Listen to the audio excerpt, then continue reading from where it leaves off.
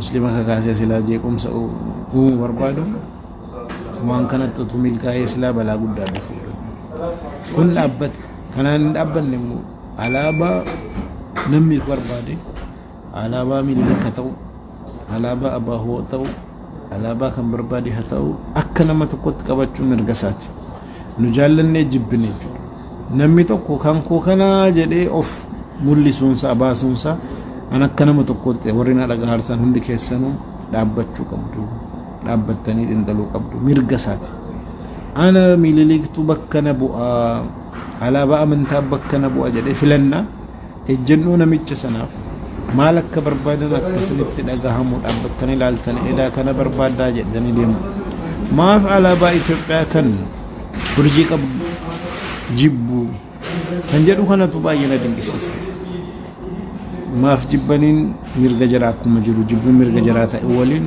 maaf jibbanii tokkoffaa urjiin kun bakka maalii buutedha urjiin kun walqixxummaa amantaa walqixxummaa sabaa biyya kana keessa jiraachuu qabaa kan jedhu bakka kana akka bu'uuf wanni kun ka'an haa ta'u malee ala kana jibbanuu walqixxummaa amantaas hin barbaannu akkuma kaleessaa nutu caaluu qabaa walqixxummaa sabaas hin barbaannu saba keenya kaleessa caale har'as caaleetti fufuu qabaa dudubbee jira kun baay'ee alaabaa jarri qabatan caalaa ejjennoo jarri qabatan kanatu na yaachisa walqixxummaa namni hin barbaanne kaleessa sin caala har'as ittuma caaleen fufaa jedhee yoo yaade biyya kana gara jeequmsaatti malee gara nagaatti geessuu hin danda'u haa ta'u malee kanumaaliin immoo bara dimokiraasii keessatti wanna nu hin jaallannes waan faallaa dimokiraasii ta'es dimokiraasii keessatti namni calanqisu mirga qaba gaafa humnaan alaabaan mootummaa kana haa ta'u jedhe gaafa waan ejjennoo qabadhe kana uummannis haa qabatu jedhee tarkaanfii biraatti seene gaafa sana rakkinne afaaniin Minilikii miti sheexaana warri deeggarranii sheexaana deeggaruun Minilikiin deeggaruun dogoggora kan ta'u jaraa ibsuun barsiisuun nurraa eegamu yoo maaf kana gootan jenne immoo rakkina haa ta'u malee naannoo masjidaa dhufanii bakka ummata beekaa xiiqiidha kakaasuudha ala dhufan immoo kun immoo waa biraa of keessaa qaba jechuudha kanarraa kan ka'e dubbii kana garaa bal'inaan laalle eenyu Minilikiin akka filate eenyu alaabaa sun amantaa kiristaanan akka wal qabatu ergasiisan kitaaba irratti barreesse namoonni hedduun mormaa turanii guyyaa lamaan dura diyaaqoon Taariquu Abarraa ifaan ifatti dhuguma alaabaan kun amantaa Sillaaseedha jedhee barreessee Facebook isaa irratti ilaaluu dandeessu ergasii wakkataa turan amma fudhatan egaa alaabaa Sillaaseedha wal qabate alaabaa Minilikii wal qabate namni tokko namni muslima ta'e namni immoo walqixxummaa dhugaa barbaadu amantaan isaas sabni isaas kamuu ta'e hin fudhata jedhee ani hin yaadu fudhachuun mirga isaati deeggaruun dhiisuu mirga haaluma kanaa waliin garuu sababa jeequmsaa akka hin taane nurraa maaltu eegamaa akka nama tokkotti hundi keenya iyyuu of eeguun dirqama keenya of eeguu jechuun mana keenya keessatti qabeenya keenya keessatti abbaa barbaade yoo ta'e mana keenya qabeenya keenya irratti dhufee tarkaanfii nurratti fudhannaa ofirraa ittisa ofirraa dhaabaa yoo wareegamne illee yoo waan qaaba sarratti tarkaanfii fudhanne seera Itoophiyaa biratti hin gaafatamu mana keenya qabeenya keenya irratti mana lamaa dhaqne ganda namaa dhaqne haala kamiinuu haa ta'u yoo immoo tarkaanfii fudhanne kun immoo gaaffii keessa nu galchaa jechuudha anarraa kan ka'e masjida keenya eeguun dirqama keenya qabeenya qabnu akka dhuunfaattis akka jamaattis eeguun dirqama keenya haala adda addaatiin waan akkanaa kana of hubachiisne amma mana keenya dhufanii nu gorraa nutti hin eegne mana namaa dhagaruu immoo dhaqnee tarkaanfiin fudhannu qabeenya namaan tuqnu qabeenya keenya immoo akka tuqamu ni eeyyamnu jechuudha kun ifaan ifatti baramuu qaba haa ta'u malee miiraan aariidhaan kaanee qabeenya muslimootaa balleessanii akkana godhanii ka'aa nu sagoonuu jenne immoo yoo gara biraatti dhaqnee waan adda addaa goone inni immoo badii biraa ta'a jechuudha. Maaliif nama yakkanutti dalage sanarratti seeratti dhiheessuun haalollee itti baana yoo jedhame isuma sana hojjete malee miseensa amantaa sana miseensa saba sana nama ta'e kan biraa irratti yookaan tarkaanfii fudhanne nuuf warri sun garaagarummaa hin qabanu jechuudha. Kanaafuu haala kanatti hubannee miira keenya to'annee biyya keenyaafis amantaa keenyaafis ofiifis waa hundaafuu yaadne akkamitti bara kana keessa baanaa jedhanii ilaaluun barbaachisa. Fakkeenyaaf namoonni kaleessa qabeenya jaraa miidhame waggaa dheeraa hojjetanii rakkatanii waa meeqa keessa dabarfatanii waan kana horatan guyyaa tokkotti akkana ta'e garuu mootummaan maal hojjetaa jira? Mootummaan jiraachuun isaa kan beekamu yeroo namni seera cabsee waan akkanaa keessa seene amantaan isaa maali? Sabni isaa maali? Laalcha ejjennoo isaa maali? Nama biyya kamiiti? Gosti isaa maali jedhamee ilaalamuu hin qabu. Yakki namni dalage yakka dalage malee nama keenya moo nama biraati? Keenya taanaan hin dhoksinaa kan nama biraa taanaan hin saaxillaa taanaan dubbiin olaantummaa seeraa nuun galle. Dubbiin dhugaa bira dhaabbachuu nuun galle. Kanaafuu abbaa barbaade maan ta'in haala kanatti ilaaluu qabnaadha. Tokko gara biraatiin fakkeenyaaf rakkina mootaa irratti viidiyoon lama masjida gubanii dhaabbatanii yeroo jarri sirbanu kan waraabameef yeroo jarri immoo gubuudha deeman kan waraabamisu otuu lamman kun hin jiraanne sila maaltu ta'a jedhanii yaadu. Ragaa qabachuun baay'ee murteessaadha. Akkuma of ittisuun barbaachisaa ta'etti of eeguun akka barbaachisaa ta'etti haala kanaan viidiyoodhaan kallattii hundaanuu namni tokko tokkoonsaa gaazexeessaa ta'e mobaayila isaatiin kaameeraa qabuun waraabbate ummataaf gadhiisuu qaba. Maaliif oduu warri dabarsan hedduun jira beekaa dogoggora dabarsu beekaa dhara dabarsu yookaan immoo odeeffannoodhuma argatan dhugaadha jedhanii dabarsu. Kun immoo addunyaa dogoggorsa.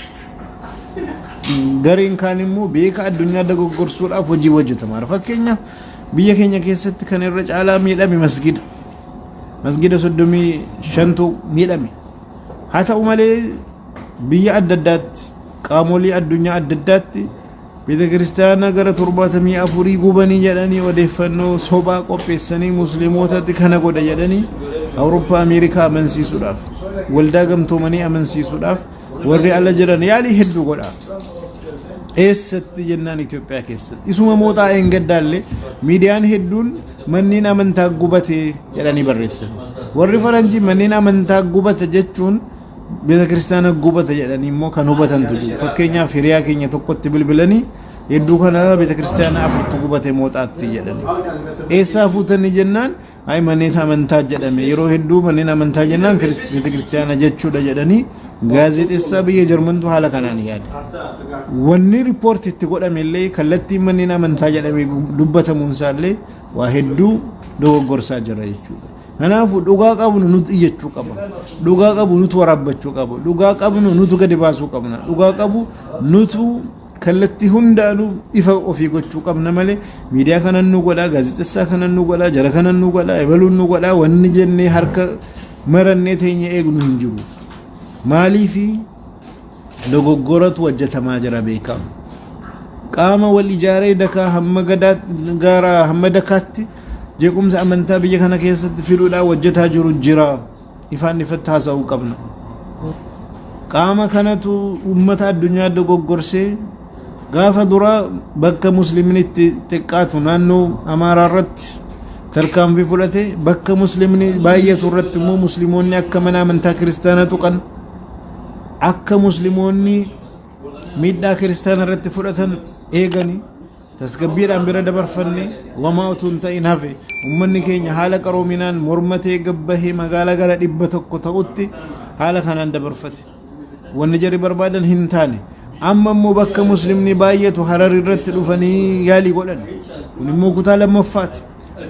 Ammas aarii kanaan bakka biraa musliim kiristaana irratti tarkaanfiin akka fudhatamu barbaadu. Warri kun sadarkaa hammamiirra akka deeman guyyaa kaleessa akkuma yaadattan magaalaa Finfinneetti كفلا كتما بولت أنا سجل رت واردية بيت كريستيانا نما من تا كريستيانا وردف أوفما بومبيران بيت كريستيانا قبو إنان حركة فشلا هيك أبمي صدر كمالي تكجر مارجا جرتجو نمي أن كريستيانا بيت كريستيانا قبي مسلمون قولني والريبلو قولني جلني مقابل ليسولا يويادو برجعهمي دبين مالك كجرو هوبتشوم برباشي سالج صدر كمالي ركجرو هوبتشوم برباشي سال أنا راكن كأي نص أفوتون دقتين ميراكيس سون سينين مقالة جرورت godina jirurat ana jirurat ulamoota qabnu waliin dargaggoota qabnu waliin mari'anne tokko taane diini keenya qabsaa hundirqama keenya akka nama kaanii ka'aa jedhanii waan tarkaanfii adda addaa gochuun jabaa miti sarara lama sadi barreessanii biyya kakaasuun hin danda'ama garuu eenyuun fayyadaadha jeequmsa keessaanuu bu'aan argannu yoomuu jeequmsa keessaa warra bu'aa argachuu barbaadutu karoorfatee jeequmsatti nu galchuudhaaf kiyyoo keessa nu galchuudhaaf ofii qophaa'ee dhufee nu tuttuqa jechuudha. Kanaafuu jeequmsa keessas otuu hin seenin miidhaan nutti dhufus akka nu miine otuu hin godhin haala tooftaadhaan haala qaroomina qabuun wal ijaarre jechuudha. Gaara hamma dakaatti jechuudha. Diinii keenya eeguun dirqama keenya. Masjida keenya abbaan barbaade dhufee akka nu jalaa diiguu eeyyamuu hin qabnu. Mootummaa haa ta'u amantaa biraa haa qabaatu abbaa barbaade haa ta'u dhufee akka nu tuqu eeyyamuu hin qabnu. Maaliif masjida keenya maa diiga? Mootummaas taanaan karaa seera qabeessaatiin yoollee masjidni rakkina qabaate karaa seera qabeessaatiin malee humnaan musliima uffataa deemuun hin baasu jechuudha. Gara biraatiin haala adda addaatiin rakkina uumuudhaaf haala adda addaatiin rakkina adda addaa uumuudhaaf namoonni yaalii godhan hordofnee qabnee akka seeratti dhihaatan seeratti dhiheessuu jedhanii mootummaatti kennina jedhanii biraa galuu miti. Mootummaan dhugaadhaan seeratti akka qabee dhiheessu ragaa qabnu ragaatti kennine ragaa bahuu yoo barbaachise ragaatti baane ragaa viidiyoon ragaa nama waan qabnu dhiheessine mana murtii irratti adabsiisnee malee callifnee biraa galuu hin qabnu. Sochi addaa jiraannaan hordofuun dhaabbatanii ilaaluun maaltu ta'uu danda'a kan jedhu xiinxalanii tilmaamanii of eeguun barbaachisaadha. Kanaafuu ammas miira keessa wanni nama seensisu hedduutu jira. Miira keessa seennuus nutti dhagahamus nana caalaa akka hin taane wal ijaaruu qabnaa jennee dubbachuu qofaame. Gaara hamma dakaatti dargaggoo wal ijaara warri dhiiraa warri dubartoota ulamoota keenyaa waliin mari'adhaa waa hunduma of eegaa qabsaahuu qabna mirga keenya kabachiisuu qabna furmaanni akka dhufu hojjechuu qabna kan amma hin gadda dhalate kan Harargeetti kan warri miidhame hundinuu warri dubbee kanaa jiru qoratamee seeratti dhihachuu qaba. Kana qofaa miti warri naannoo Amaaraa sana hojjete ammas itti qabsaahuu qabna seechis itti qabsaahuudhaaf qophaahuu qabna. Amma biyya kana keessa jirrutti mirga namaan tuqnu mirgi keenya akka tuqamu immoo callifnee ilaalu abbaa barbaade maan ta'in soo haala kanatti hubannee wal cimsuu qabna wal bira dhaabbachuu qabna. Mootummaanis jiraachuusaa rakkina nama uumu akka nama kaanii dubbachuu otoo hin ta'in meeshaatu harka jira. Humnatu harka jira, amaanatu harka jira, biyyatu harka jira. Kana fudhatee hojiirra oolchuu irratti jajjabaachuu qaba.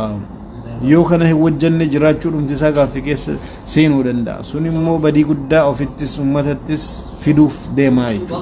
Kanarraa kan ka'e haala kana wal hubachiifne magaalaa irraa kaasee hamma aanaa gaditti warra jirtan wal gurmeessaa diinii keessan eeguudhaaf mirga keessan kabachiisuudhaaf haala adda addaatiin namoota nagaa ta'an amantaan jaraa kamuu haa ta'u kiristaana haa ta'u waaqeffataa haa ta'u nuuf diina keenyaa miti.